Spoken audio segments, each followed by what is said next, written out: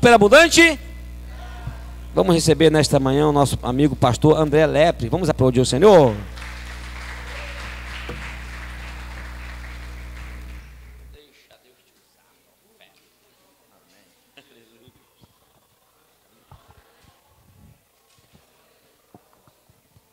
Bom dia, gente. Graça e paz. Bom estar aqui com vocês mais uma vez.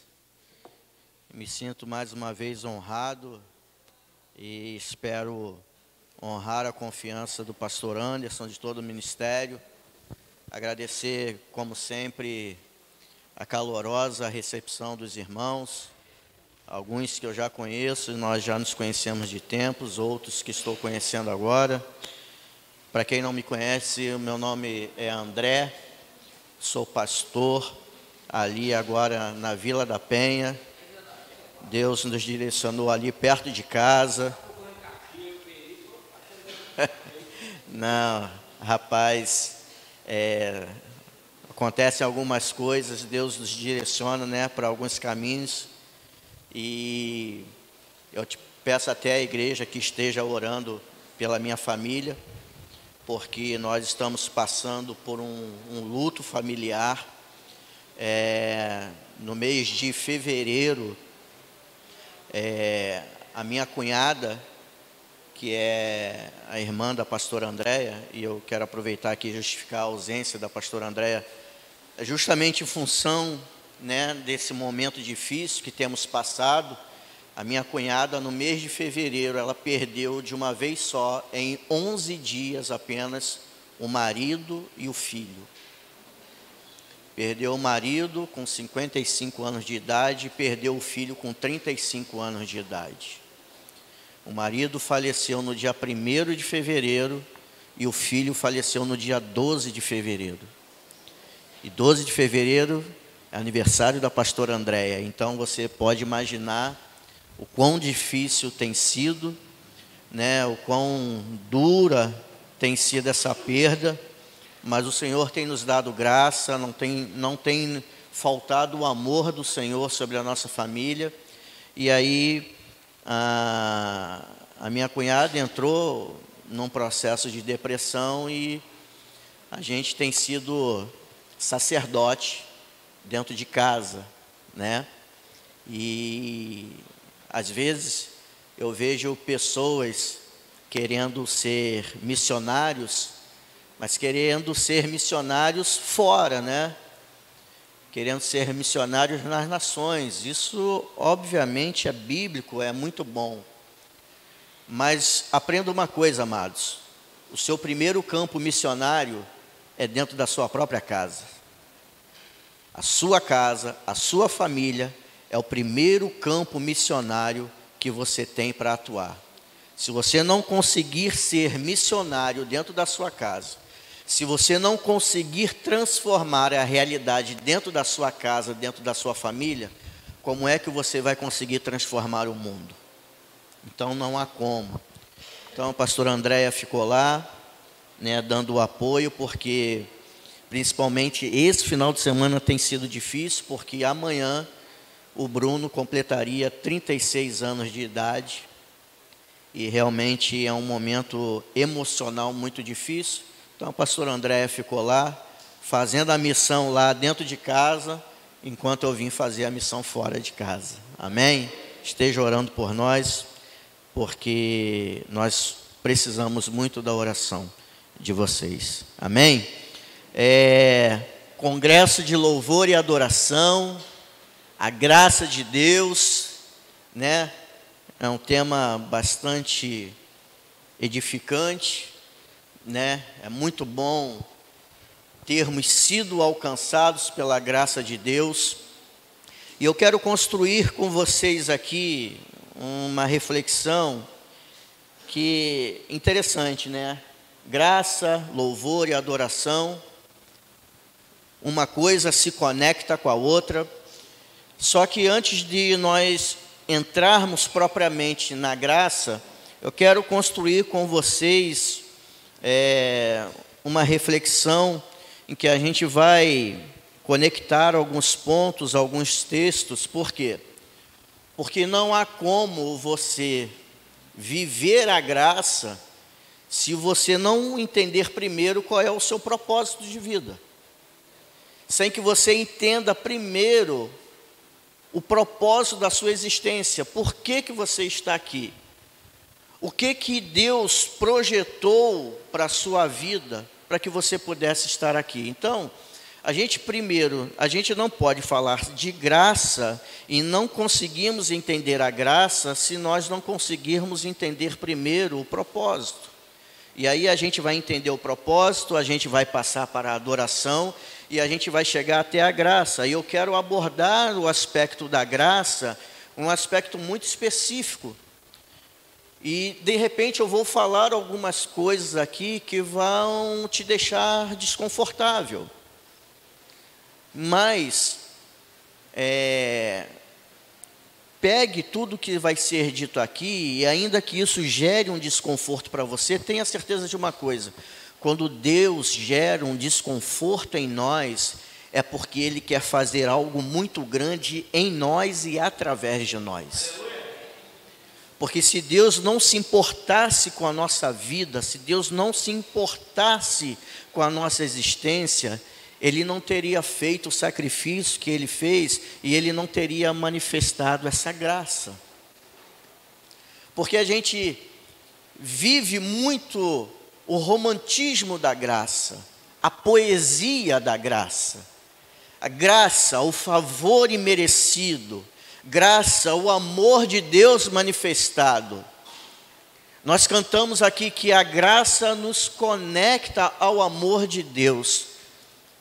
Mas será que nós temos tido a consciência da responsabilidade que a graça traz sobre nós? É esse aspecto que eu quero abordar hoje. A responsabilidade que a graça traz sobre nós. E se eu intitulasse essa mensagem, eu colocaria o seguinte título: A graça que eu ainda não vivi. Existe uma graça que muitas pessoas ainda não estão vivendo. Muitos filhos de Deus que ainda não estão vivendo. Por quê? Porque estão ainda vivendo o romantismo. A graça, o amor do Pai manifestado. Eu sou livre em Cristo Jesus, sim. Mas será que essa liberdade não traz sobre nós uma carga de responsabilidade? É isso que eu quero revelar para você nessa manhã. E eu quero convidar você a abrir a sua Bíblia no livro de Efésios, capítulo de número 2. Pastor Anderson já leu aqui. E eu quero ler de novo com vocês para reforçar aqui o que foi dito, para que a gente possa dar o pontapé inicial nessa reflexão. Livro de Paulo aos Efésios, capítulo de número 2, a partir do versículo 1, quem achou, diga amém. Amém. Diz assim a palavra do Senhor: Vocês estavam mortos por causa de sua desobediência e de seus muitos pecados, nos quais costumavam viver como o resto do mundo, obedecendo ao comandante dos poderes do mundo invisível. Ele é o Espírito que opera no coração dos que se recusam a obedecer. Todos nós vivíamos desse modo, seguindo os desejos ardentes e as inclinações de nossa natureza humana. Éramos, por natureza, merecedores da ira como os demais. Mas Deus é tão rico em misericórdia e nos amou tanto, que, embora estivéssemos mortos por causa dos pecados, Ele nos deu vida juntamente com Cristo. É pela graça que vocês são salvos, pois Ele nos ressuscitou com Cristo e nos fez sentar com Ele nos domínios celestiais. porque agora estamos em Cristo.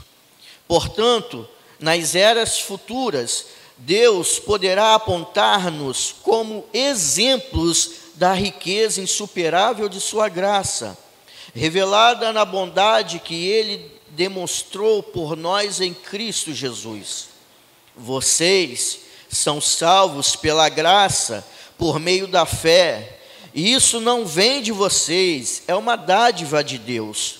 Não é uma recompensa pela prática de boas obras, para que ninguém venha se orgulhar, pois somos obra-prima de Deus, criados em Cristo Jesus, a fim de realizar as boas obras que Ele de antemão planejou para nós. Amém?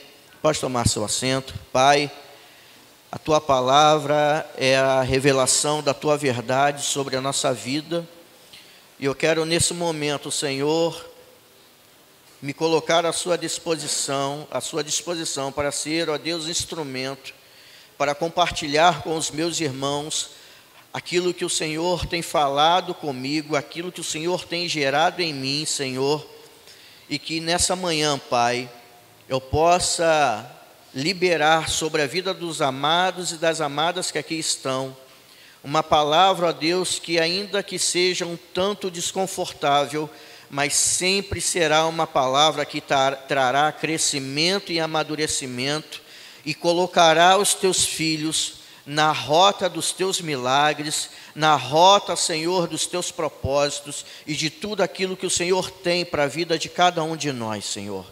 Vem, Senhor, como uma abundante chuva nessa manhã, regando, Senhor, a terra, para que ela frutifique, Senhor, as sementes que serão plantadas nessa manhã, Pai. E que o Teu nome, Senhor, que é sobre todo nome, Pai, que o Senhor Jesus Cristo, que é a grande razão da existência, Senhor, que o Senhor Jesus Cristo, ó Deus, que é o motivo da nossa canção, seja glorificado e exaltado por tudo que acontecerá nessa manhã. Aqui eu oro e te peço em nome de Jesus. Amém e amém.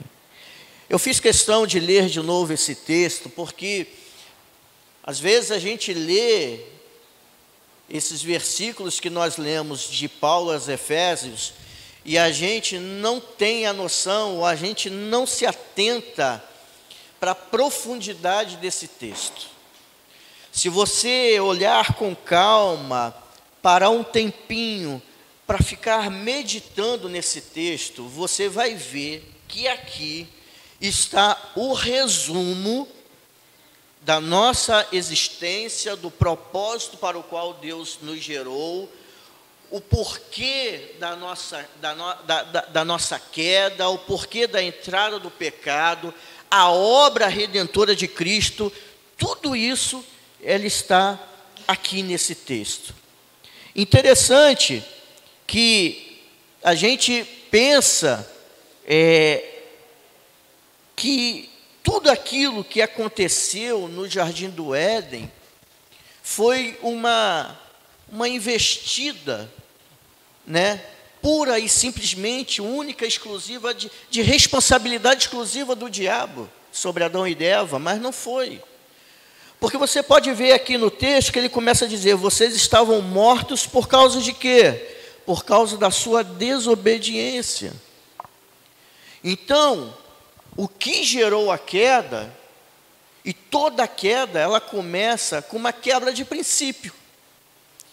E o que aconteceu no Jardim do Éden foi a quebra de um princípio. E que princípio é esse? O princípio da obediência. Porque Deus disse para Adão e Eva, olha, comam de tudo, desfrutem de tudo, mas daquela árvore ali, daquele fruto, vocês não comam, porque o dia que vocês comerem daqueles frutos, vocês morrerão. E aí o que aconteceu? O diabo, astutamente, ele vem trabalhar em cima do homem, em cima do quê? Da quebra do princípio. O que o homem faz? Ele quebra o princípio, ele desobedece a Deus. E aí o texto continua. E por causa da desobediência, o pecado entra. E quando o pecado entra, a gente não obedece mais a Deus. Porque quem desobedece a Deus, obedece a quem? Ao diabo. Ele é o espírito que opera no coração daqueles que se recusam a obedecer. Veja, depois ele diz, olha, e quando o pecado entra, a gente vive seguindo os desejos ardentes e a inclinação da nossa natureza humana. Mas aí ele vem e começa a trazer uma certeza de resgate para a nossa vida. Ele vai dizer, mas Deus é rico, é tão rico em misericórdia, e nos amou tanto que, embora estivéssemos mortos por causa dos nossos pecados, Ele nos deu vida juntamente com Cristo. Então Cristo é o resgate da vida, na sua totalidade, na sua plenitude, não simplesmente no sentido de estarmos vivos, mas de tudo que envolve a nossa vida, sentimento, psique, sabe, materialidade, emoções, tudo. Cristo, Ele traz de novo a vida de tudo, pois o Senhor, pela graça, Ele nos ressuscitou com Cristo. Isso aqui é que eu vou pegar para conectar a gente com o nosso propósito. Guarda bem isso, pois Ele pela graça que vocês são salvos, pois Ele nos ressuscitou com Cristo. Porque a gente precisa entender qual é o nosso propósito, para poder entender qual é a graça. Porque a gente vive nessa poesia, e a gente precisa aprender o que é o propósito, porque a gente às vezes pensa que pregar, orar, cantar, louvar, fazer qualquer tipo de atividade é propósito. Não. Cantar, pregar, ser um intercessor, participar de movimentos, isso não é propósito, isso é vocação, isso é chamado. Então não confunda aquilo que é vocação, aquilo que é chamado com propósito. Por quê? Porque se você continuar nessa linha de pensamento, você não vai desfrutar da plenitude de tudo aquilo que Jesus Cristo reconquistou na cruz para a minha vida e para a sua vida. Por quê? Porque propósito não tem a ver com aquilo que você faz. Propósito tem a ver com aquilo que você é. O que você faz deve ser apenas o reflexo daquilo que você é. Então você não faz para ser, você faz porque você já é. Tem alguém aqui comigo? Amém? E aí a gente entra por uma linha de achar que pela graça eu fui salvo. Oh glória, fui salvo. Que bênção ser salvo. Que bom é ter a certeza que nós fomos salvos. Fomos salvos. E agora, o que eu faço a partir daqui? A partir daqui, o que é que eu faço? Porque a gente começa, depois que a gente tem essa certeza, essa convicção de que nós somos salvos, a gente entra numa zona de conforto, a gente senta em cima dessa salvação e a gente acha que não precisa fazer mais nada, que a obra já está completa, que está tudo perfeito, que o propósito já foi cumprido. Então a gente vem para a igreja no domingo de manhã, vem no domingo à noite, vem na quarta-feira durante a semana, a gente participa dos eventos da igreja, a gente senta na cadeira, ouve belas canções, a gente desfruta de um ambiente de adoração, ouve uma boa palavra, uma palavra que vai nos impactar, e termina o culto e a gente vai para casa, e no dia seguinte, na segunda-feira, começa a nossa rotina, e a gente acha que é isso em que se resume a nossa vida. O propósito já foi cumprido? Não. Deixa eu te dizer algo muito importante e poderoso para a sua vida. E se você sair daqui entendendo isso, meu amado, e viver essa verdade, a tua vida vai ser diferente daqui para frente. Pastor Anderson vai ter ovelhas aqui diferente, vai ter uma igreja diferente, uma igreja incendiada, um coração que vai estar ardendo apaixonadamente, não somente por Jesus, mas por tudo aquilo que Ele ama fazer. A salvação, ela não é o propósito de Deus. Uau! Meu Pai, que isso, pastor?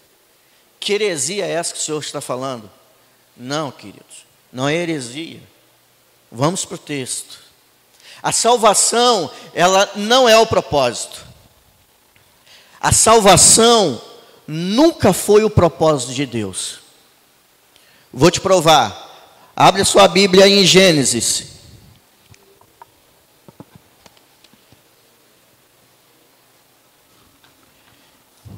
Gênesis capítulo 1.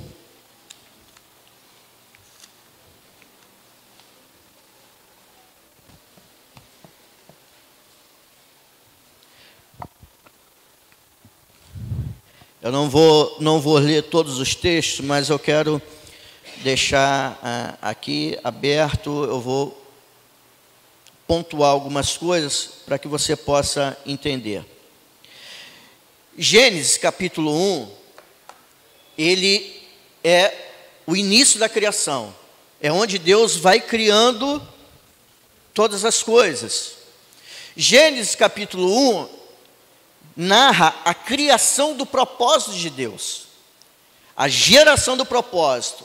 Deus vai gerando o propósito através da criação. Então você vai ver que a partir de Gênesis 1, vai dizer que Deus criou o céu e a terra, fez separação entre terra e água, criou os luminares, criou o sol e a lua, criou as estrelas. E aí Deus vai criando toda a vegetação, Deus vai criando os animais. E aí, quando chega no versículo 28, diz: então Deus os abençoou e disse: sejam férteis e multipliquem-se, encham e governem a terra, dominem sobre os peixes do mar, sobre as aves do céu e sobre todos os animais que rastejam pelo chão. Ele agora está, depois de ter criado o homem, de ter formado o homem, ele dá essa ordem.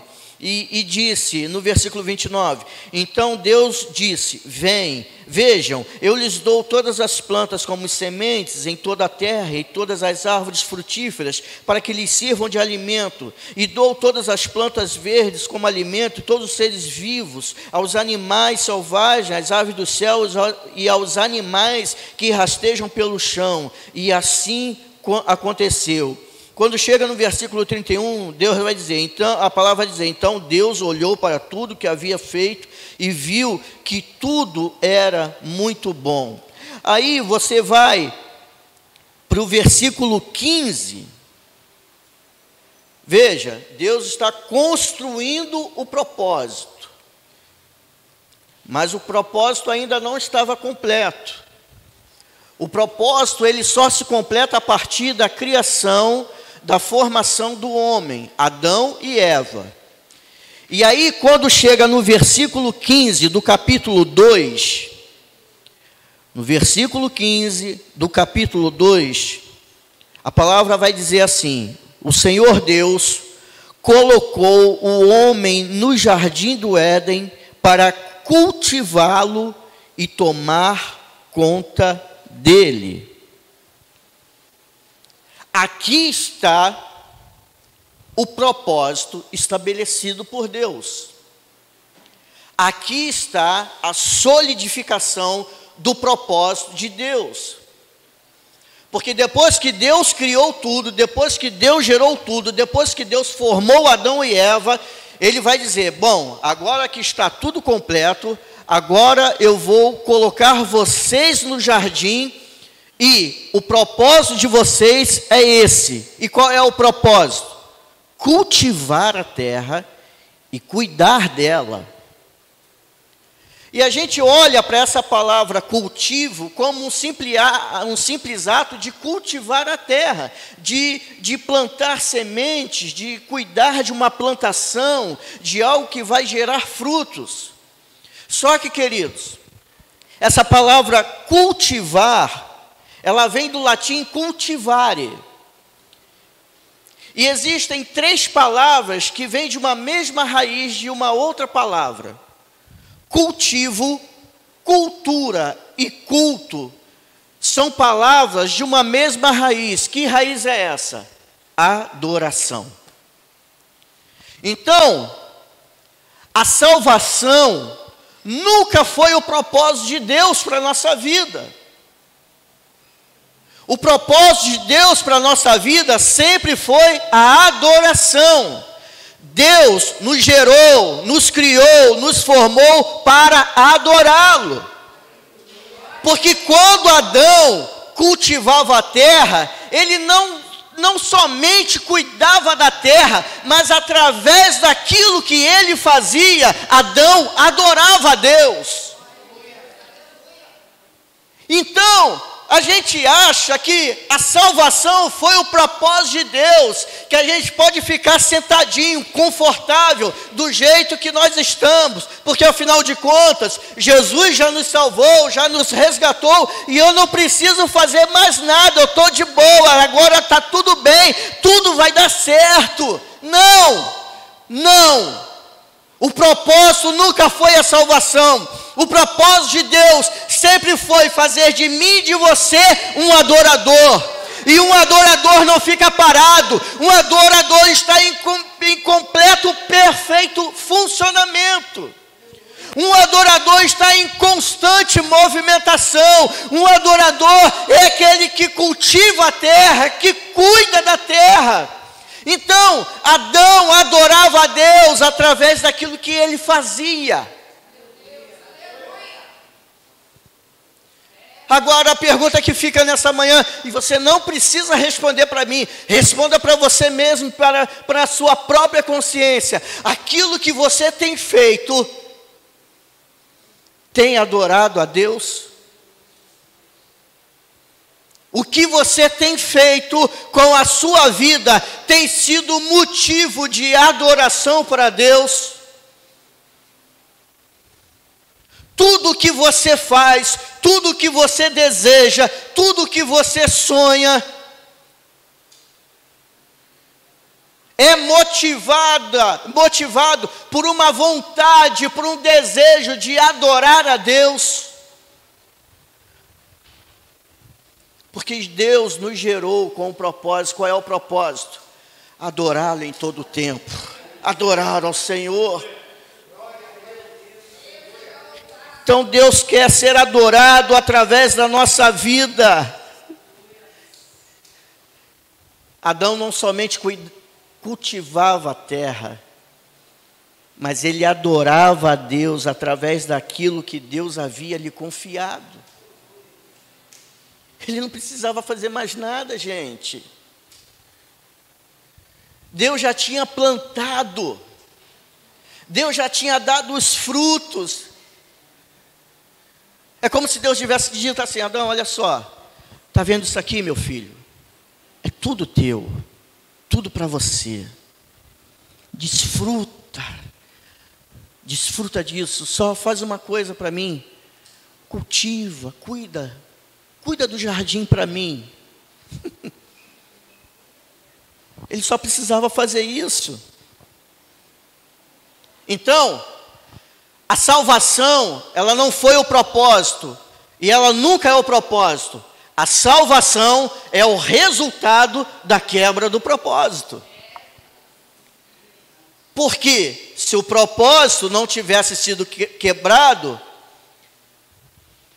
a perfeição, ela seria mantida. Mas a partir do momento que o propósito é quebrado, que o pecado entra, é necessário então um resgate. É necessária a salvação. Então a salvação nunca foi o propósito. A salvação é o resultado da quebra do propósito. E o que é adoração? Adoração não é o que eu toco. Adoração não é o que eu canto. Adoração não é o que eu faço. Não é o que eu falo. Adoração é o que eu sou. Estamos falando de essência. Essência. Ei, jovens do louvor, vocês são lindos, louvando e adorando a Deus.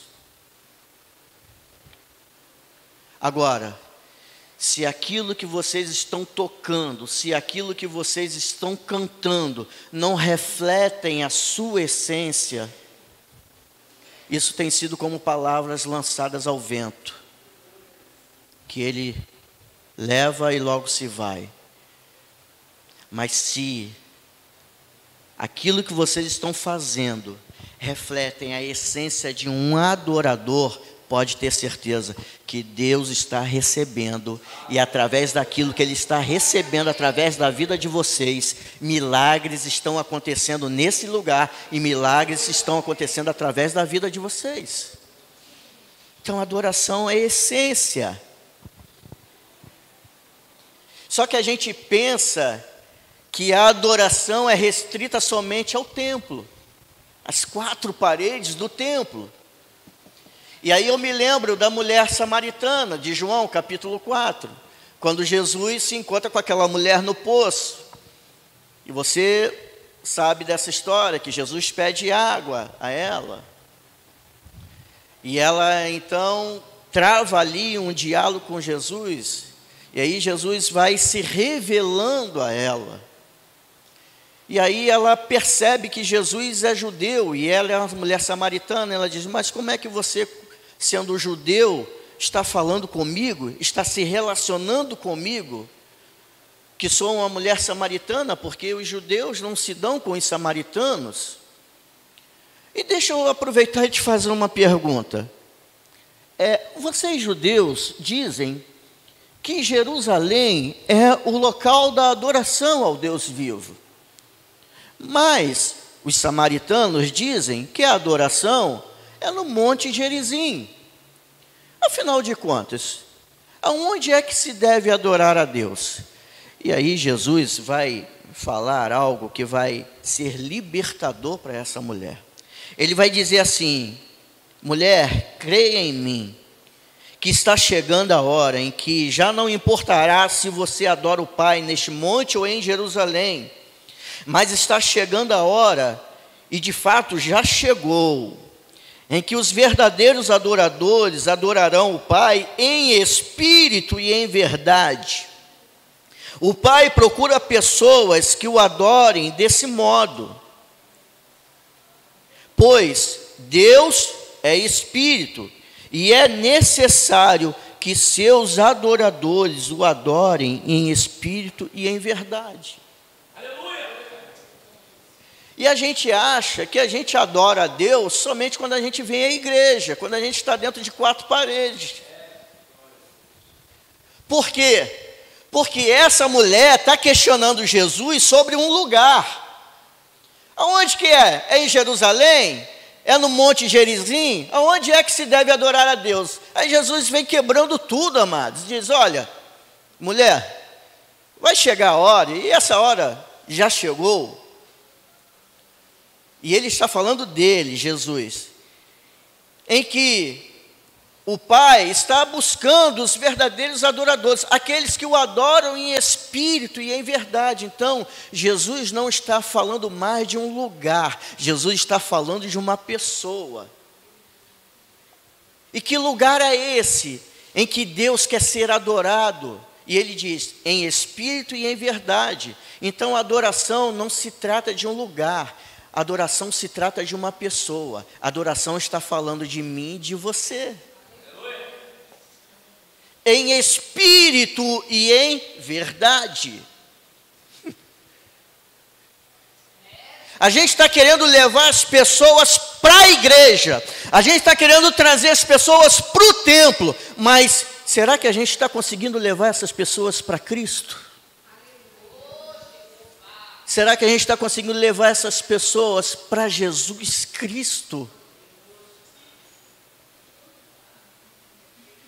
E por favor, não partilhem, não fragmentem Jesus, porque Jesus é Cristo, Jesus Cristo. Não se pode querer o amor se também não se quis querer o sacrifício da cruz. Ele é Jesus Cristo. Então ele não está falando de um lugar, está falando de uma pessoa. Espírito e em verdade. Esse espírito é um espírito com E minúsculo, então ele está falando do espírito do homem. O meu espírito. O Pai procura os verdadeiros adoradores que o adorem em espírito e em verdade. Que o meu espírito se conecte a Deus através da verdade, a verdade da sua palavra. E se assim nós fizermos, estaremos adorando a Deus. Porque esse é o nosso propósito de vida, amados. Esse é o nosso propósito de vida. O que é adorar a Deus em espírito e em verdade? É amar Jesus. É amar o que Ele ama. É cantar Jesus. É falar de Jesus. É buscar o que Jesus busca. É desejar o que Jesus deseja. É obedecer Jesus. E qual foi a obra de Jesus? Por intermédio da graça. A obra de Jesus, por intermédio da graça, foi nos colocar de volta no lugar do qual nós nunca deveríamos ter saído.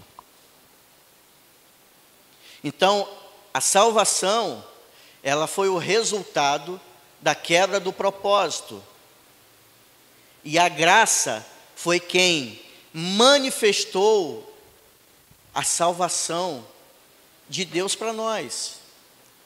Por amor, Deus manifestou a sua graça através do sacrifício de Jesus Cristo para que nós pudéssemos de novo voltar ao nosso estado original. Você já parou para pensar? Se Adão e Eva não tivessem pecado, o que nós seríamos hoje? O mundo que nós teríamos hoje? Amados, pensa aqui comigo. Uma dor de cabeça,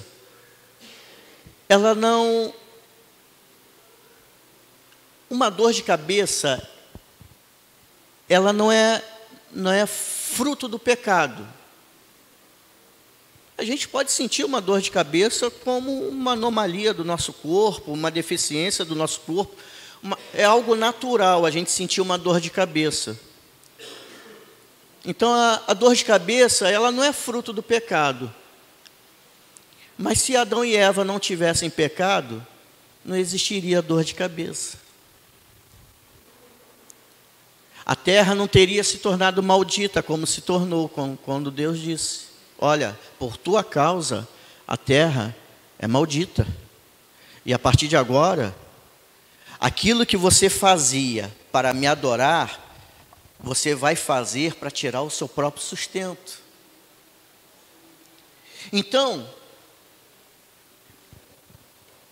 eu acho isso incrível, porque a nossa história, ela se divide. Gênesis capítulo 1 e de Gênesis capítulo 2 em diante é uma outra história. Gênesis capítulo 1 é a nossa plenitude. De Gênesis capítulo 2 em diante é o resgate. É o que Jesus está fazendo.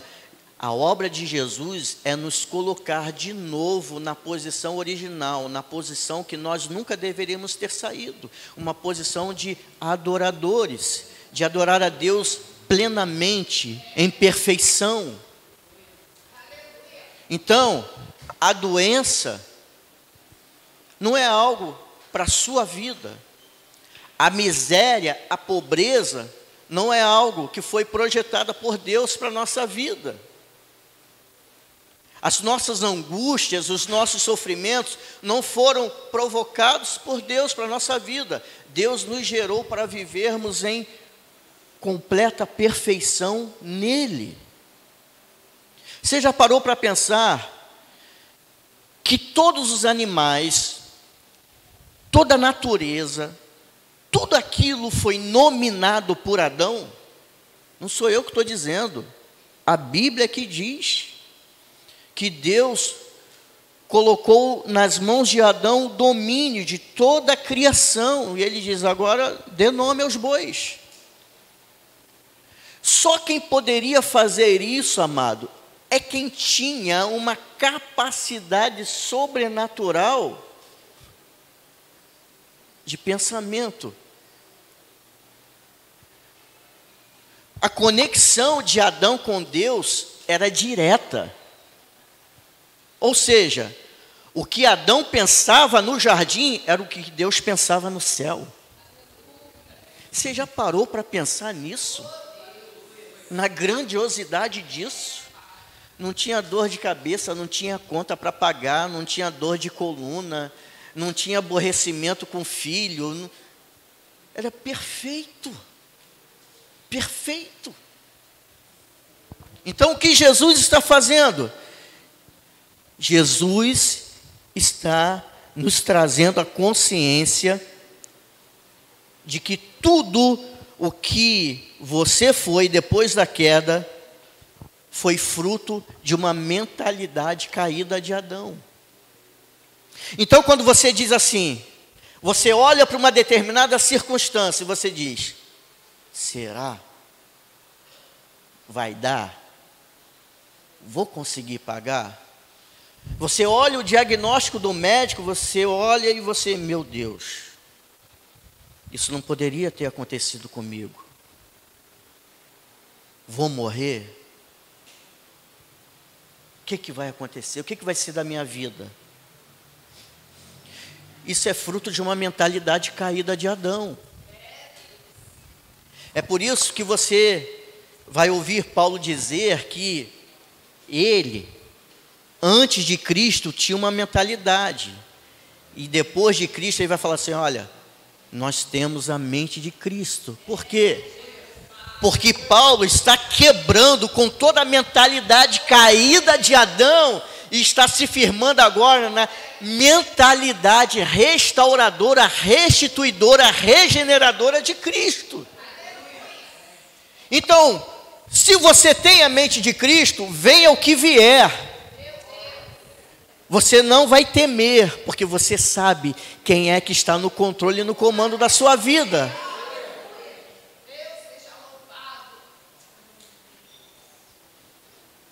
Amados, olha só, quando o profeta Isaías vai dizer que pelas pisaduras de Cristo, pelas feridas de Cristo, pelas chagas de Cristo, por todo o sofrimento que Cristo sofreu na cruz, nós somos sarados, por favor, em nome de Jesus, a saúde do seu corpo, ela é uma herança de Deus para você desfrutar. Mas pastor, então, o senhor está querendo dizer que tenho que parar de tomar remédio se eu tiver com algum problema, alguma enfermidade? Não.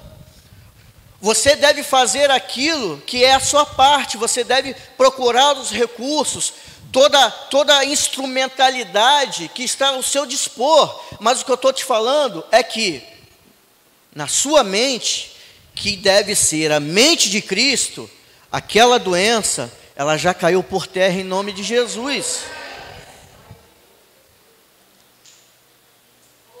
Então, quando o profeta Isaías está dizendo, olha, pelas chagas de Cristo já foram sarados, é uma quebra de uma mentalidade adâmica. É o que o pastor Anderson falou aqui. Ó vidas, ó céus, só fica reclamando. Ei, para de reclamar e começa a clamar. Para de reclamar e começa a clamar. Porque olha só, 1 Coríntios 15, 21 e 22 diz: uma vez que a morte entrou no mundo por meio de um único homem, agora a ressurreição dos mortos começou por meio de um só homem. Assim como todos morremos em Adão, todos que são de Cristo receberão de volta a vida. Então Jesus, Ele veio para resgatar a nossa plenitude em Deus. Então, tudo aquilo que Deus tem para a nossa vida, amados, é bom, é perfeito, é agradável.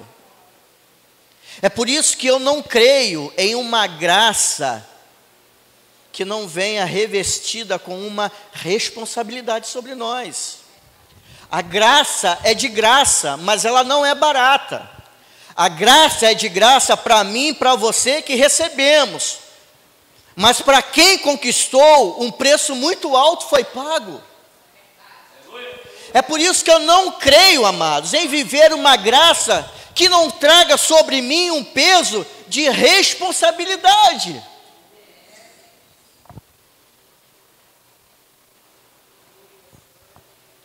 A responsabilidade de levar adiante o legado de alguém que foi capaz de entregar a sua própria vida em favor da minha. Para que eu fosse de novo puro, Ele se fez impuro. Para que eu fosse de novo resgatado, Ele se deixou ser ferido. Para que eu fosse exaltado e honrado, Ele se dispôs a ser humilhado e execrado publicamente. Então, como é que eu posso viver a graça e abrir a boca para dizer que fui alcançado pela graça de Deus, se a minha vida não reflete essa graça, essa responsabilidade? Eu não posso viver de qualquer maneira, eu não posso cuidar da minha família de qualquer maneira, eu não posso trabalhar de qualquer maneira.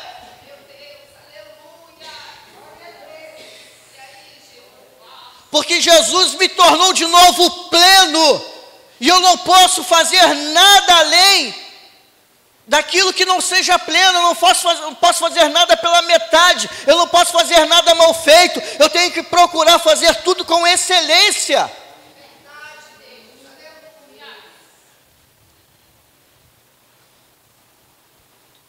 A graça, mas a graça, pela graça sois salvo.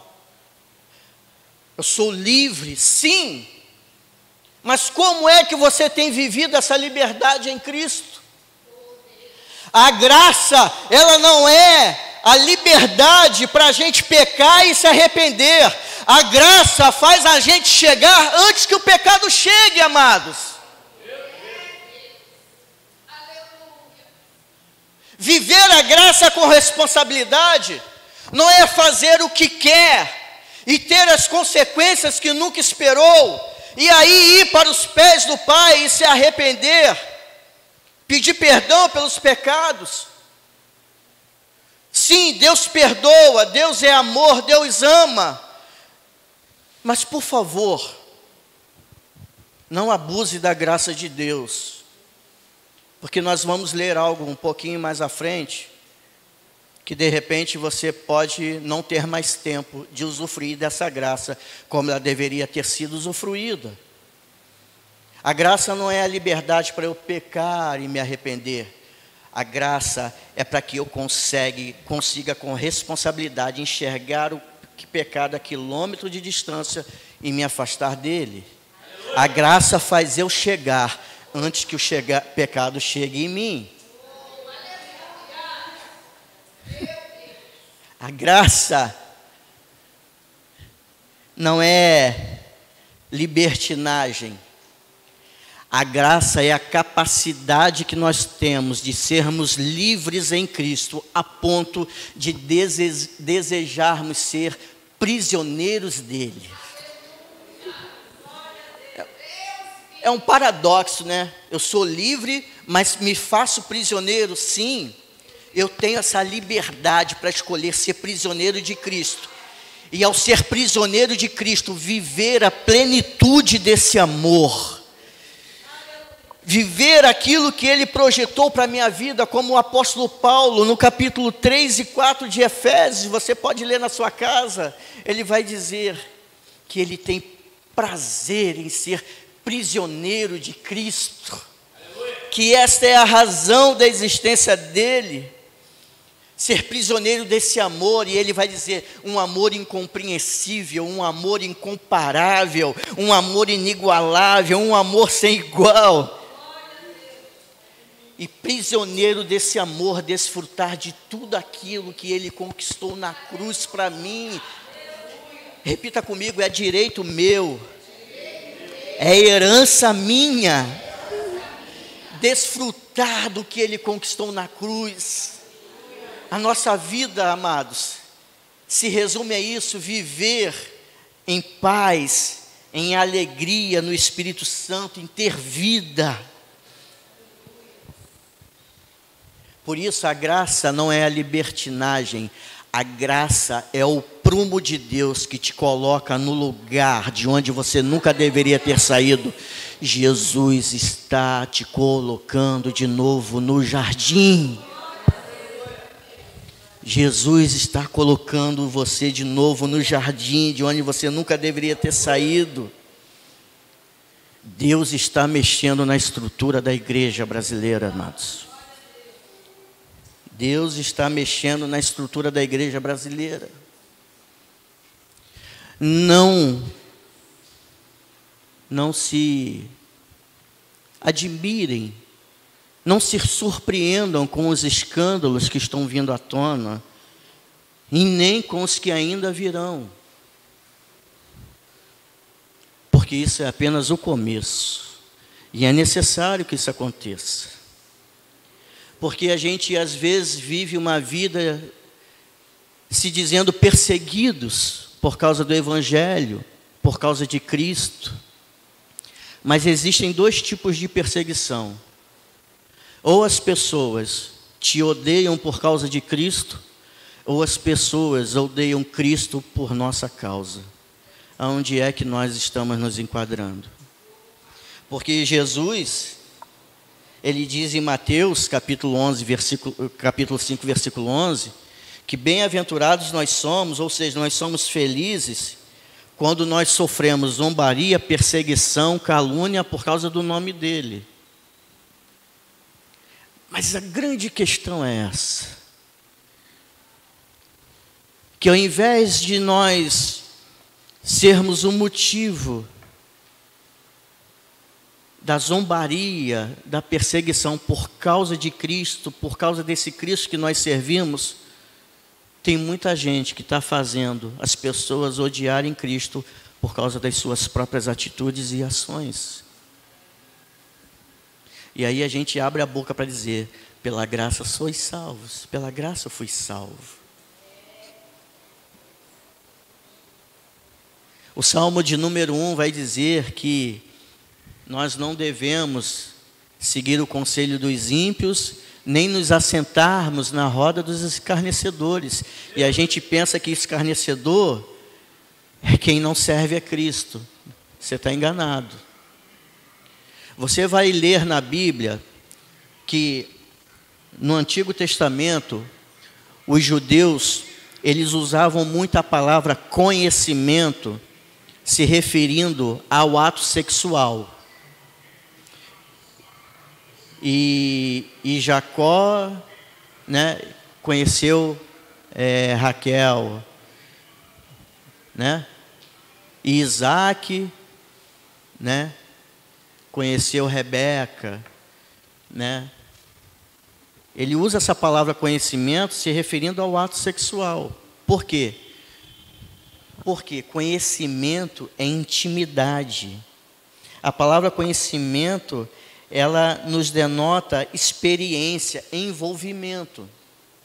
Então, quando o salmista está dizendo que nós não devemos seguir o conselho dos ímpios e nem sentar na roda dos escarnecedores, os escarnecedores não são aqueles que não conhecem a Cristo. Os escarnecedores são aqueles que conhecem a Cristo. A palavra está falando dos crentes, não está falando dos ímpios. Porque nós conhecemos, nós temos conhecimento.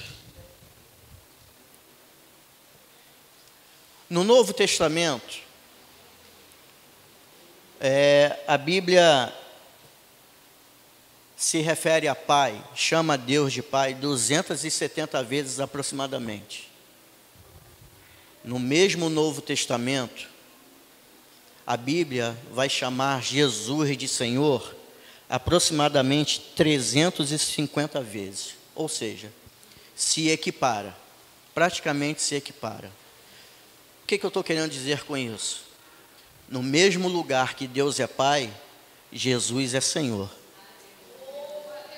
No mesmo lugar que Deus ama, Jesus cobra a responsabilidade. Essa conta vai chegar, um dia vai chegar. E eu tremo e temo diante disso, amados.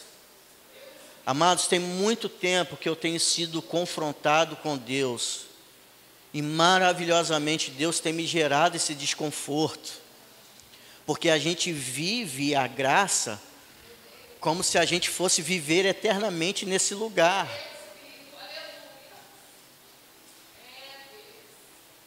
Mas esse lugar não é o nosso lugar. E nem o céu é o nosso destino. O céu não é o nosso destino, o céu é a nossa origem. E Jesus está voltando. Jesus está voltando. E Jesus vai cobrar essa conta. O que a gente não pode fazer é que assim, Deus, Ele tem um ângulo de visão de 360 graus. Então nós, cada um, dentro do nosso dom, dentro do nosso chamado, a gente vai enxergar um atributo de Deus. A gente vai enxergar um atributo de Deus. Só que a gente não pode isolar o atributo de Deus pela perspectiva do meu dom e da minha vida. Eu não posso pegar, Deus é amor. Ok, Deus é amor, então eu vou viver só o amor de Deus. Não, queridos, eu não posso fazer isso. Porque Deus, Ele não pode ser fragmentado. Deus não pode ser vivido pela metade. Deus não pode ser vivido em partes. Deus é inteiro, Deus é completo.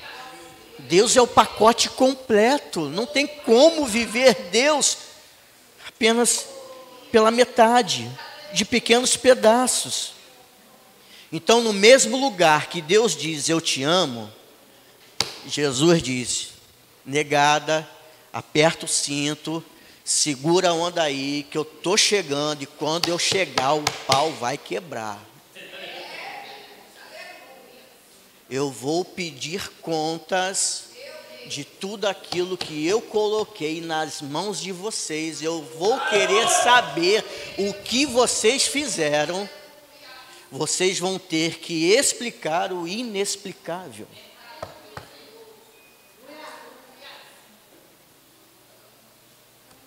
Jesus está aumentando o nível da nossa responsabilidade, amados. Abra sua Bíblia aí, me vê agora aqui. Isaías 55.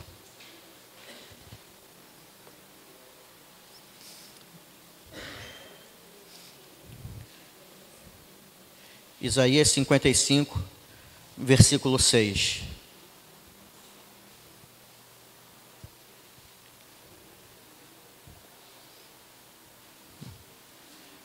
Isaías, capítulo 55, versículo 6. Diz assim: busquem o Senhor enquanto podem achá-lo.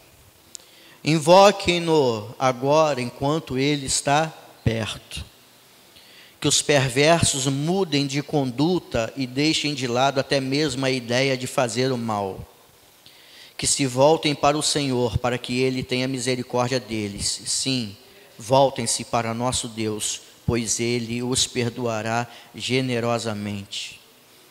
Meus pensamentos são muito diferentes dos seus, diz o Senhor, e meus caminhos vão muito além dos seus caminhos. Pois assim como os céus são mais altos que a terra, meus caminhos são mais altos que seus caminhos, e meus pensamentos mais altos que os seus pensamentos. Esse texto de Isaías, que nós acabamos de ler, é um privilégio de Deus para nós. Ele está dizendo: busquem o Senhor enquanto se pode achá-lo. Chame por Ele enquanto Ele está perto. Ele está dizendo o seguinte: olha, busquem enquanto se pode, e achem Ele enquanto Ele pode ser achado, porque virá o dia que vocês buscarão e não vão encontrá-lo. Vocês invocarão, chamarão por Ele, e Ele estará a quilômetros de distância de vocês. Então esse texto é um privilégio de Deus para nós. Ei, é do interesse de Deus nos dar todas as ferramentas para que nós tenhamos conhecimento dEle e conhecimento de nós. Sabe por quê, amados? Quanto mais nós conhecemos a Deus, mais nós nos conhecemos. Por quê? Porque Ele soprou em nós o fôlego de vida, a essência dEle está dentro de nós. Quer se conhecer mais? Conheça a Deus primeiro. Conheça a Deus e você vai se conhecer. Se aprofunde num relacionamento com Ele e você vai se descobrir. Você vai descobrir o seu chamado, a sua vocação, o seu propósito de vida. Você vai viver mais leve. Você não vai mais querer vivendo, funcionar. Você vai viver fluindo, porque nós não somos máquinas, ei. Você é um ser humano. Deus não nos chamou para funcionar, porque quem funciona é máquina. Deus nos chamou para fluir no Espírito.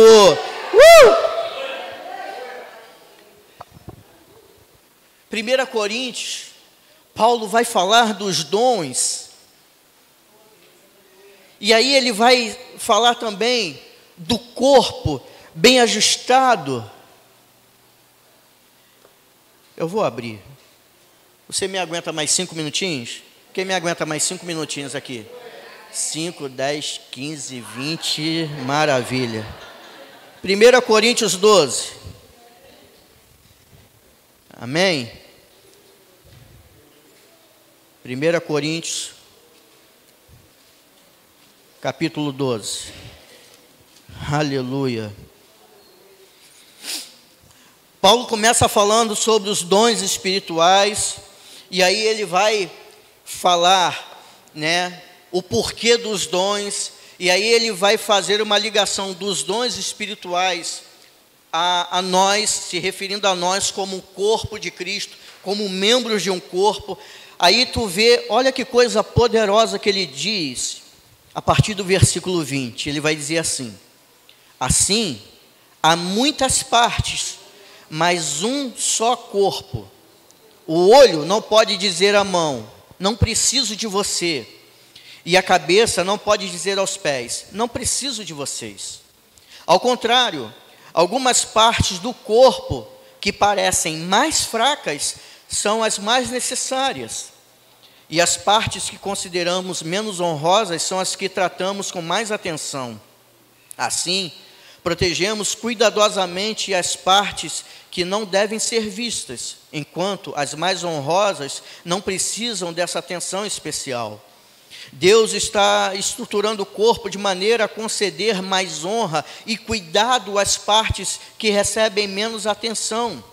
Isso faz que haja harmonia entre os membros, de modo que todos cuidem uns dos outros. Se uma parte sofre, todas as outras sofrem com ela. E se uma parte é honrada, todas as outras com ela se alegram. Juntos, todos vocês são o corpo de Cristo, e cada um é uma parte dele. Amados, então aquilo que nós recebemos através da graça, não é para se concentrar em você, e não é para ter fim em você, não é para morrer com o seu corpo. Aquilo que a graça nos consegue é público, é para tornar público, é para ser compartilhado. E aonde é que está uma graça irresponsável que nós vivemos? Quando nós vivemos a graça somente para nós, e nós não compartilhamos dessa graça com outros.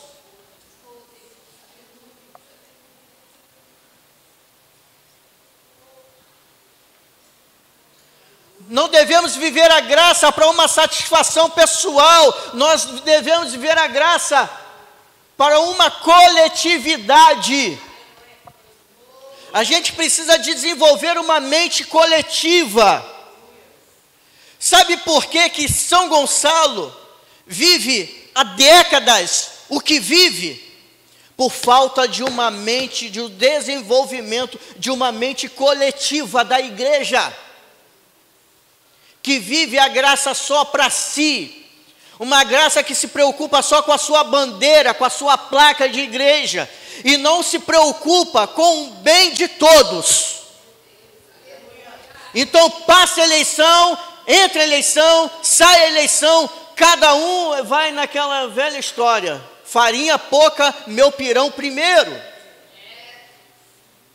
E aí o buraco, que toda vez que eu venho para São Gonçalo, há uns 15 anos pelo menos, que eu venho aqui, volta e meia venho aqui pregar em algum lugar, o mesmo buraco que estava há 15 anos atrás continua lá, nada muda. Por quê? Porque não existe o desenvolvimento de uma mente coletiva. A graça alcançando a todos, como nós, como membros de um corpo, fazendo o corpo funcionar para o bem de todos.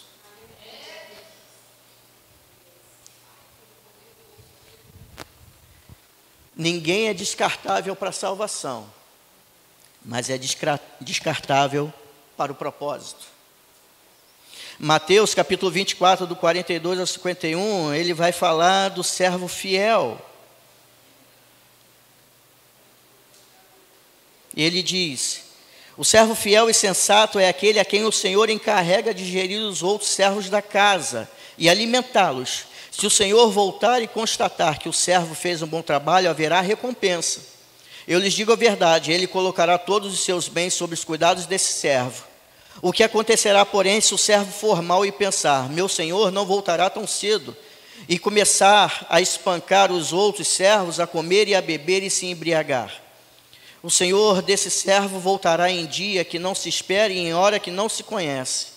Cortará o servo ao meio e lhe dará o mesmo destino dos hipócritas. Ali haverá choro e ranger de dentes. Então, tudo aquilo que você julga que é seu, nada é seu, nada é meu, nada é nosso, tudo é do Senhor. A tua casa, o teu carro, a tua conta bancária, os teus recursos, tudo é do Senhor.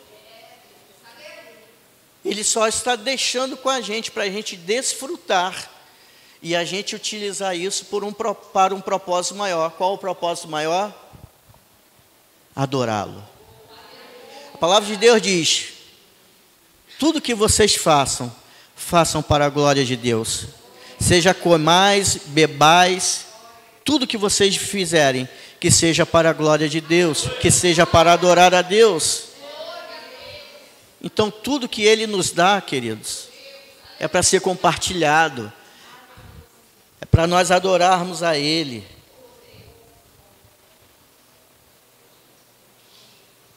Tem muita gente querendo levar a igreja a sério. Tem muita gente perdida por aí, querendo levar a igreja a sério, amados. Gente carente. Gente que está clamando. Vocês não têm noção, tem gente clamando, amados. Se você experimentar algum dia ser tomado por uma sensibilidade do Espírito e de repente o Espírito te levar a uma pessoa e você na rua perguntar para aquela pessoa se você pode orar por ela, dificilmente essa pessoa vai dizer que não, ela vai aceitar que você ore por ela. ela vai aceitar uma palavra, sabe por quê? As pessoas estão sedentas, estão carentes, as pessoas estão prontas para levar a igreja a sério. Mas a pergunta é: como é que você tem levado a sua vida? Como é que você tem vivido a graça de Deus? Como é que está a tua casa? Como é que está a tua família? Como é que estão os teus filhos? Como é que estão os seus parentes? Aquele vizinho que você acha que ele é encrenqueiro pra caramba e que você não quer nem ter conversa com ele, não dá nem muita bola para ele. Será que ele é do jeito que ele é porque não está faltando alguém se apresentar cheio da graça de Deus, do amor de Deus e revestido dessa responsabilidade de coletividade, de corpo, em alcançar essa pessoa? Como é que está o seu marido, a sua esposa, os seus filhos? A sua casa é o seu primeiro campo missionário. Tudo vai começar a partir da sua casa. As coisas não vão começar a partir da igreja. As coisas vão começar a fluir a partir da sua casa. Porque a igreja é a reunião dos membros de um corpo. A igreja é a reunião de uma família. Então, o que acontece aqui na igreja é o que acontece na sua casa. Se a igreja está tomada por uma frieza espiritual, é porque essa frieza espiritual ela não está sendo gerada na igreja, ela está sendo gerada na casa. E você tem que ter essa consciência de responsabilidade com a graça que Deus manifestou sobre a sua vida. Para você entender que você não tem que ser aquilo que você pensa que você tem que ser. Você tem que ser aquilo que Deus te chamou para ser. E Deus te chamou para ser um adorador. E em tudo que você vier a fazer, que você adore a Deus com aquilo que você é. Meu Deus. Mas pastor, por que tem gente que Deus usa e que a gente sabe que tem a vida toda errada, que está fazendo coisa que não deve, e a gente vê muitas pessoas, algumas dessas pessoas até mesmo em cima de um púlpito, e a gente vê Deus usando essas pessoas por um simples fato, querido. Romanos capítulo 11, versículo 29 vai explicar o porquê. Deus vai dizer assim, Paulo, aos Romanos vai dizer assim: pois as bênçãos de Deus e os seus chamados jamais podem ser anulados. Em outras versões vai dizer, porque os dons e os chamados são irrevogáveis. Então Deus vai usar a pessoa errada? Vai usar. Porque Ele é Deus, porque Ele tem pessoas a quem Ele quer alcançar. E se Deus tiver que usar uma pedra para alcançar alguém perdido, Deus vai alcançar. Só que tem uma coisa. Isaías capítulo 61, versículo 1 e 2 diz: o Espírito do Senhor está sobre mim, e Ele me ungiu para pregar boas novas aos quebrantados, para libertar os cativos, para pregoar liberdade aos presos, para curar os enfermos, a apregoar o ano aceitável do Senhor e o dia da vingança do nosso Deus. Quando Jesus abre a Torá, em Lucas capítulo 4, quando Jesus entra na sinagoga e abre a Torá para ler um texto, ele abre em Isaías capítulo 61, versículo 1 e 2. Só que Jesus termina o texto, ele finaliza o texto quando diz: a apregoar o ano aceitável do Senhor. E ele não completa o dia da vingança do nosso Deus. Por quê? Porque o ano aceitável do Senhor é o tempo presente que nós estamos vivendo, é o tempo da graça. Mas um dia Jesus vai fechar a conta e vai passar a régua, e ele vai dizer: chegou o dia de prestar contas. Chegou o dia de prestar contas. Até agora vocês não precisam pagar conta, mas vai chegar o tempo que eu vou cobrar a conta, e eu quero ver se vocês vão ter dinheiro para pagar essa conta. Viva a graça com responsabilidade. Viva a graça na consciência de quem você é, do propósito para o qual você foi gerado e para que Deus manifestou a graça em você. Deus manifestou a graça em você para que através de você essa graça seja manifestada no mundo inteiro. Vive essa graça com temor, pois aonde Deus é Pai, lembre-se, Jesus é Senhor. E o Pai presta muita atenção naquilo que o Filho está falando. Amém? Se coloca de pé.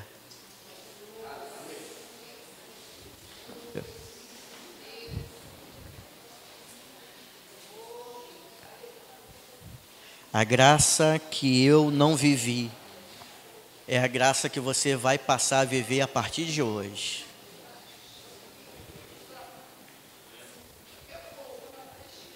Eu tenho certeza que essa igreja, ela vai marcar a história. Amados, vocês pensam que a igreja, essa igreja aqui é para vocês? Essa igreja é para um mundo de gente que está aí fora. Você pensa que a comunidade evangélica de Vista Alegre é só para Vista Alegre? A comunidade evangélica de Vista Alegre é para o mundo inteiro, é para as nações. Vamos quebrar com essa mentalidade caída de Adão.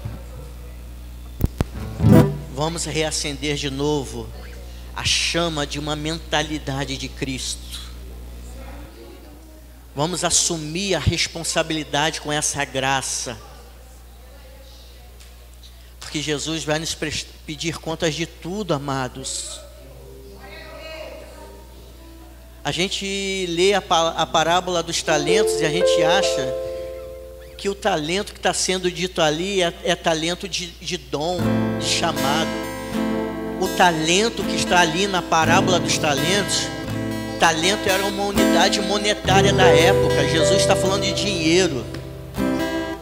Até isso Jesus vai te questionar: o que você fez com o dinheiro que eu coloquei na sua mão, na sua conta bancária, que você conseguia através do trabalho, cuja porta de emprego fui eu que abri?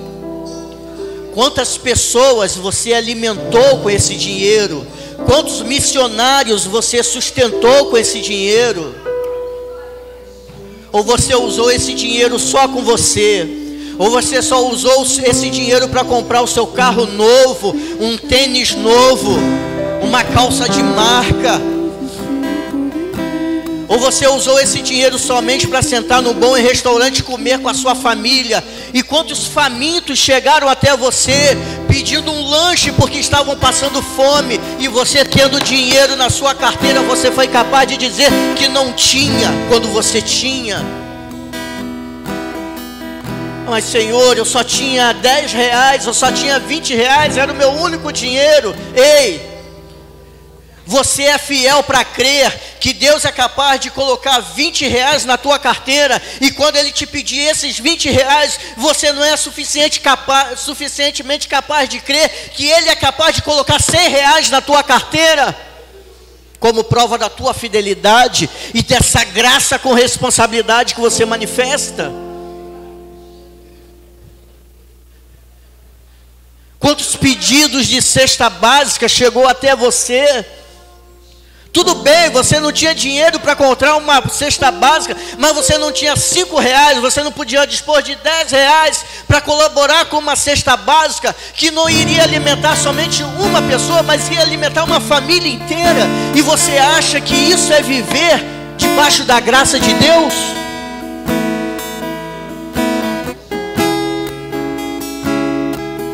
Irmãos, eu tenho sido muito confrontado com Deus.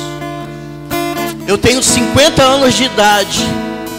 No dia 3 de outubro, na próxima semana, eu estarei completando 51 anos de idade.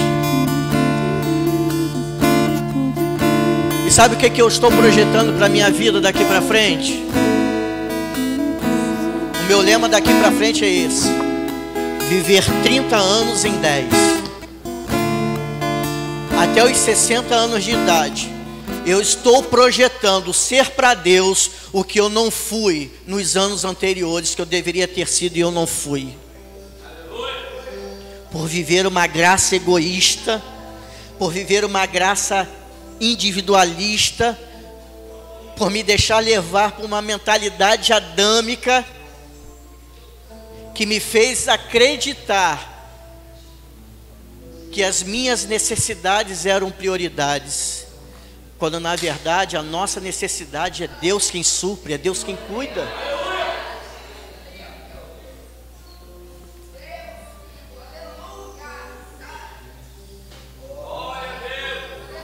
O que você tem feito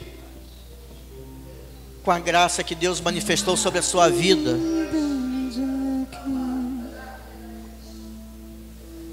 Eu quero convidar você. Eu não quero que você faça isso por emoção e nem para me agradar, porque eu não sou movido por essas coisas.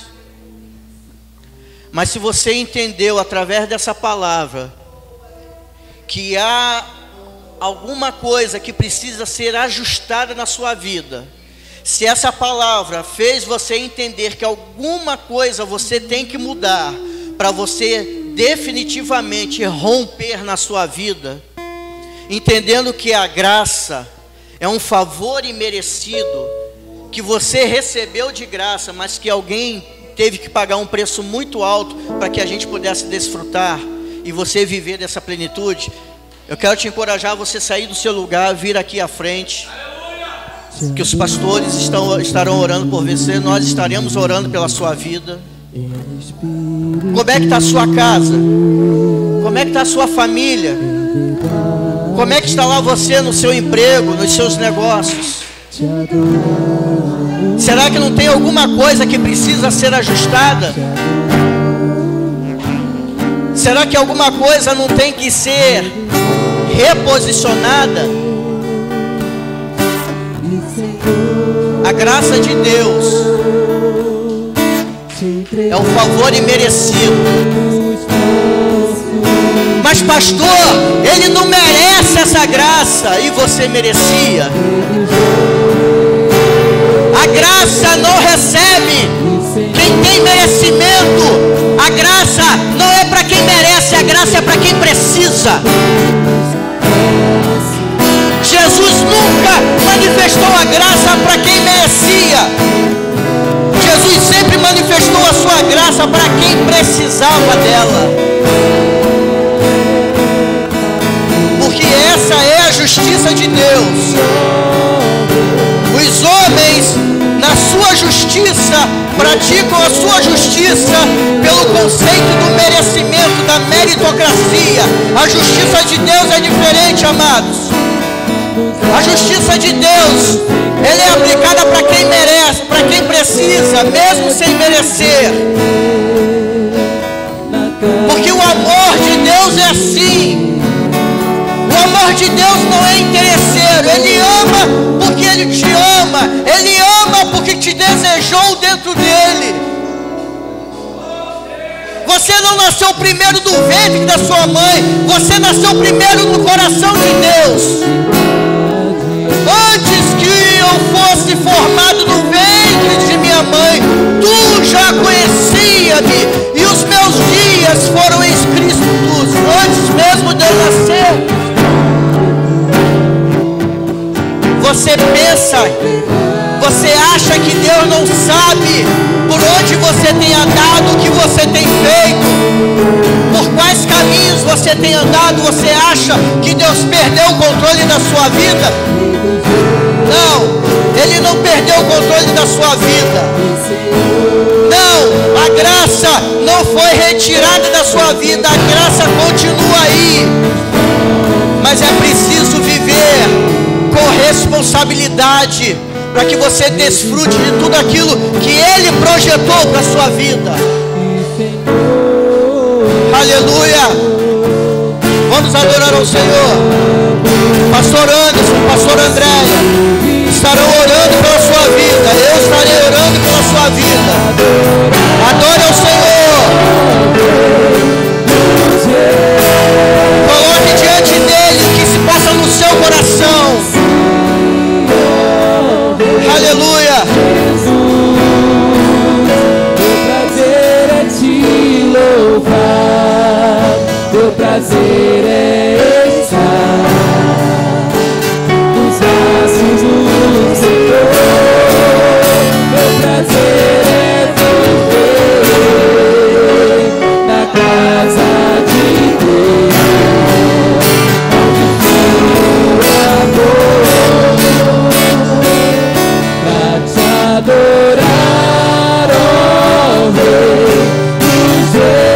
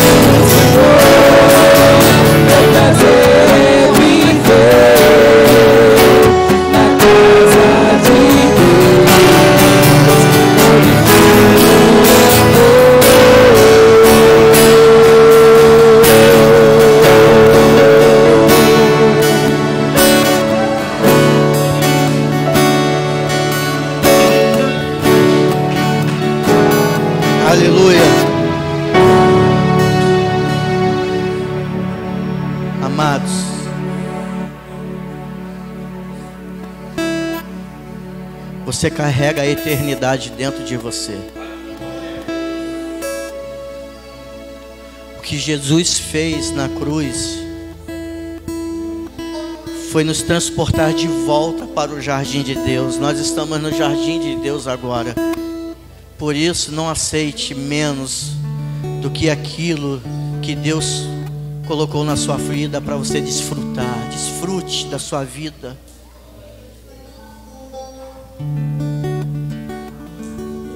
Mas não desfrute com responsabilidade. Não vive a vida de qualquer maneira.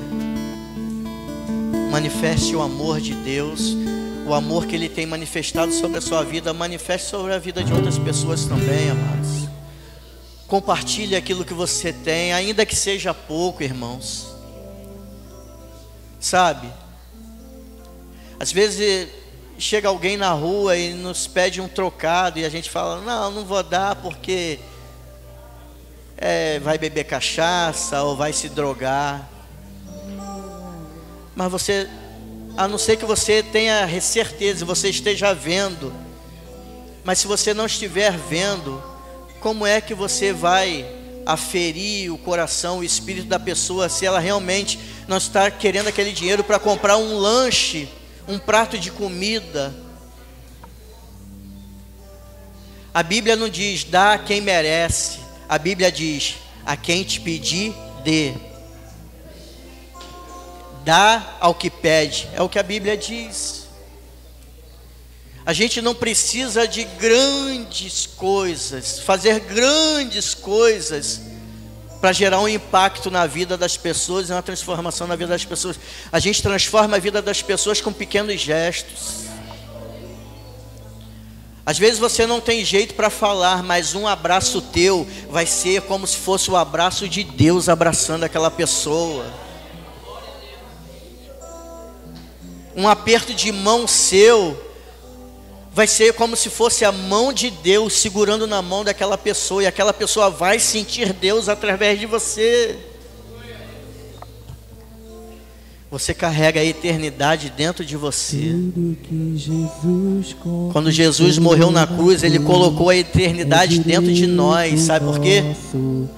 Porque Ele subiu aos céus, mas Ele não nos deixou órfãos. Ele enviou o Espírito Santo. O Espírito Santo habita dentro de mim, habita dentro de você. E agora você não precisa mais ter medo. Você precisa apenas andar em temor do Senhor e ouvir tudo aquilo que o Espírito Santo fala ao seu coração. Ele sabe o que é melhor para você, Ele sabe o que é melhor para nós. Eu não sei se aqui há alguém que ainda não entregou a sua vida para Cristo, Jesus Cristo. Eu não sei se tem alguém aqui que ainda não decidiu, escolheu fazer uma aliança com Jesus e entregar a sua vida para Ele. Mas se tiver alguém aqui e quiser fazer isso agora, levante a sua mão que eu quero conhecer você. Eu quero orar pela sua vida. Da mesma forma, se tiver alguém aqui que está afastado dos caminhos do Senhor, que enveredou por um caminho de viver uma graça de forma irresponsável, achando que Deus está sempre pronto a perdoar. Sim, Deus está sempre pronto a perdoar, porque nós estamos vivendo o tempo da graça do Senhor. Mas lembre-se, Jesus vai voltar, e quando Ele voltar, não haverá mais tempo para pedir. O tempo será apenas para prestarmos conta. E se você deseja retornar aos caminhos do Senhor hoje, você também pode fazer isso em nome de Jesus. Amém? Amados, saiam daqui com essa certeza. A graça de Deus, ela é maravilhosa. O amor de Deus, Ele é o que nos sustenta.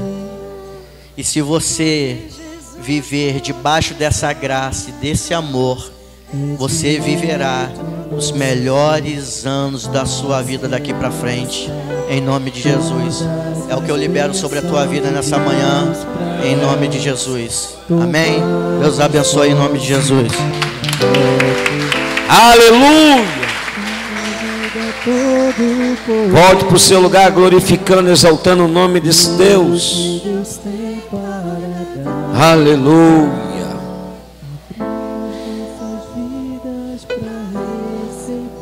Bênção do Senhor. Eu falei para vocês que esse congresso, a graça de Deus iria mudar muita coisa dentro de nós. Amém? E com certeza Deus falou muito comigo, Deus também falou muito com você. Logo mais é o encerramento. O pastor André compartilhou uma porção da palavra que mudou a nossa vida nesta manhã. Sim ou não? Aí você, cheio da graça de Deus, vai lembrar de alguém, vai compartilhar dessa graça e vai convidá-lo. Não trazê-lo para a igreja, como mesmo o pastor André falou, mas que a graça vai contagiar essa pessoa e ele vai querer andar com você. Aí você vai dizer: não, nós vamos juntos. Você pode até chegar atrasado no culto hoje à noite. Talvez você chegue na hora do amém, mas que você venha com essa pessoa. Porque isso é a graça. A graça não se resume dentro de quatro paredes. Então nós vamos falar hoje à noite também sobre isso. A graça não se resume dentro de quatro paredes.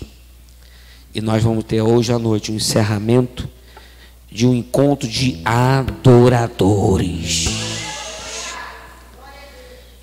Sabe o que é isso? Encontro de adoradores hoje à noite. Nós vamos estar aqui hoje à noite adorando a Ele. Amém? Vamos estar de pé, vamos encerrar essa reunião. Não posso falar mais nada, que tudo já foi falado aqui. Amém? Vamos ter um café da manhã agora. Missionária Zuleika, café tá bacana, né? Ó, tá top, né? A galera vai tomar um café top, né? E, com certeza, café de pessoas cheias da graça. Porque quem tem graça, que o pastor falou, vai lá na padaria, compra o pão, compra o suco, traz, né? Compartilha, né? Então nós temos aqui hoje um café de pessoas que estavam cheias da graça, compartilhando, e o negócio vai ficar muito bom. E logo você vai estar recebendo muita bênção, amém? Pai, muito obrigado, Jesus, por esta manhã rica e poderosa, uma porção maravilhosa da sua palavra para as nossas vidas.